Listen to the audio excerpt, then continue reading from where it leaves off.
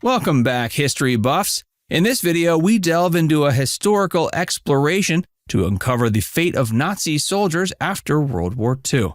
The end of the war not only marked a cessation of hostilities, but also the beginning of a complex and shadowy chapter for those who had served under the Nazi regime. Facts vs. History presents what actually happened to Nazi soldiers after World War II. The Denazification process and post-war trials. In the immediate aftermath of the war, the Allied powers faced the monumental task of denazifying Germany and bringing Nazi war criminals to justice. The process began with the identification and prosecution of high-ranking Nazi officials. The most prominent of these was the Nuremberg Trials, a series of military tribunals held to prosecute major war criminals for crimes against peace, war crimes, and crimes against humanity.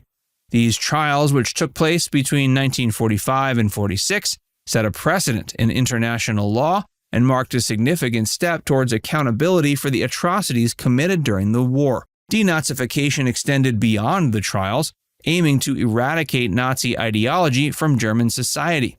This process involved purging Nazis from positions of influence in government, industry, and education. But the task was daunting and fraught with challenges. Each of the Allied zones in Germany approached denazification differently, with varying degrees of rigor and success.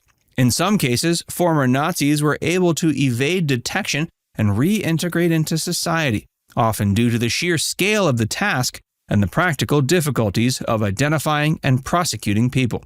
The international community played a crucial role.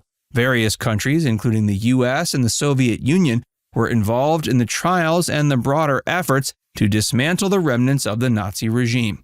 But the onset of the Cold War soon shifted priorities, and in some instances, former Nazis were recruited for their expertise in the escalating tension between the East and the West. The impact of denazification on German society was profound. The process led to a widespread re-evaluation of values and the gradual rebuilding of a democratic society. But it also left a legacy of division and controversy, as many felt that the process either went too far or not far enough.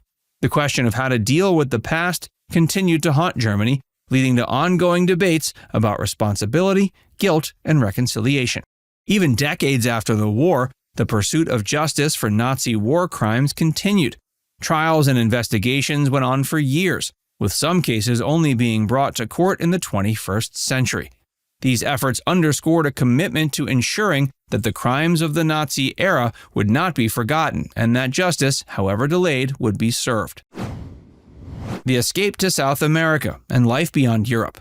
As the noose tightened around the remnants of the Third Reich, many Nazis sought refuge far from the ruins of Europe. South America, with its vast landscapes and often sympathetic regimes, offered a haven. Countries like Argentina, Brazil, and Chile became destinations for those fleeing justice.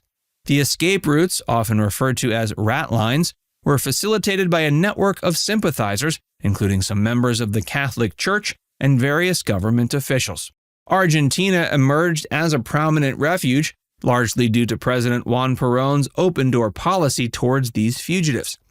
Perón, who harbored admiration for fascist ideologies, saw potential in the technical and military expertise of these people. The policy led to thousands of Nazis, including notorious figures like Adolf Eichmann and Joseph Mengele, finding shelter in Argentina. They lived under assumed identities, blending into communities of German immigrants.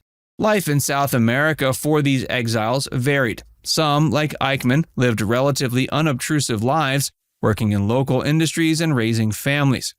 Others continued to harbor their old beliefs, forming small enclaves where they could reminisce about the past. But the shadow of their previous lives never fully disappeared. For many, the fear of discovery and extradition was a constant companion.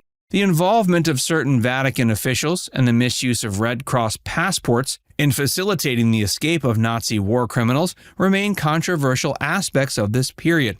While some clerics acted out of ignorance, believing they were aiding refugees, others knowingly contributed to the escape of war criminals. Despite the distance and the passing of years, the pursuit of justice continued. Israeli Mossad agents' capture of Adolf Eichmann in 1960 in Argentina and his subsequent trial in Israel was a landmark event, demonstrating that war criminals could not rest easy, even in distant lands. This event, among others, signaled to the world that the atrocities of the Holocaust would not be forgotten, and justice would be sought regardless of time and place. Long-term impact and legacy. Years and decades after the end of World War II, the quest to bring Nazi war criminals to justice continued unabated. This enduring pursuit underscored a global commitment to accountability and the principle that time does not erase the gravity of such heinous crimes. Trials and investigations persisted, with some notable cases only reaching the courts in the late 20th and early 21st centuries. Their efforts were not just about retribution, they served as a moral imperative to honor the victims and ensure that such atrocities are never forgotten or repeated. The Holocaust remains one of the most extensively documented genocides in human history, and its impact on global consciousness has been profound. It has shaped international law, leading to the establishment of new legal frameworks to deal with crimes against humanity. The trials of Nazi war criminals set precedents in international jurisprudence and contributed to the development of the International Criminal Court. In the years following the war, numerous educational and commemorative efforts have been undertaken to keep the memory of the Holocaust alive. Museums, memorials, and educational programs around the world aim to educate people about the horrors of the Nazi regime and the importance of combating anti-Semitism and all forms of racial and ethnic hatred. These initiatives also serve as a tribute to the resilience and courage of Holocaust survivors and their commitment to sharing their stories. For survivors of the Holocaust and their descendants, the post-war era has been a journey of healing and rebuilding. Many have been active in educational efforts, sharing their experiences to ensure that the lessons of the Holocaust are not lost.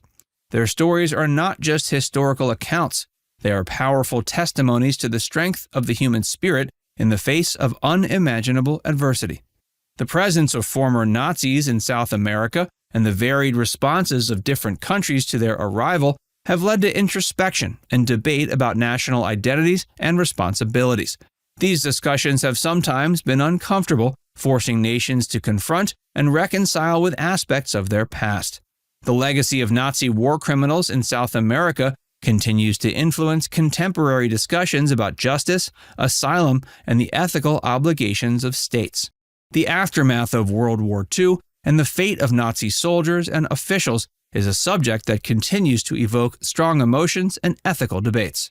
It's a reminder of the importance of vigilance against tyranny and the necessity of justice in healing and moving forward. Now it's time to hear from you. What are your reflections on the denazification process? Should South American countries have let them in or been more rigorous about making sure they were who they said they were? Let us know in the comments section below.